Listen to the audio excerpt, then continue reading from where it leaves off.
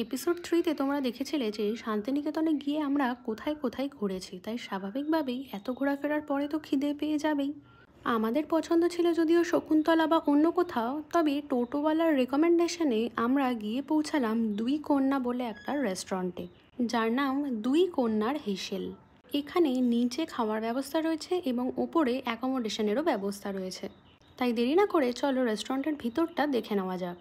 ভীষণই aesthetically decoration করা wooden chair table আর specially এই ওয়াল পেন্টিংগুলো তো আমার খুবই ভালো লেগেছে।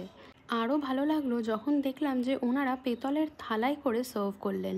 আমরা মাটন থালি, চিকেন থালি, ভেজ থালি সমস্ত রকম মিলিয়ে মিশিয়ে নিয়েছিলাম। তবে জানো তো, আমার কাছে যেন দামটা একটু বেশি মনে হয়েছে। এখানে টেস্ট বা কোয়ান্টিটি অনুযায়ী দামটা কিন্তু খুবই বেশি। যাই হোক, তোমরা একবার ট্রাই করতেই পারো। নেক্সট এপিসোডে রিসর্টে পুল পার্টির ডিটেলস নিয়ে দেখা হচ্ছে।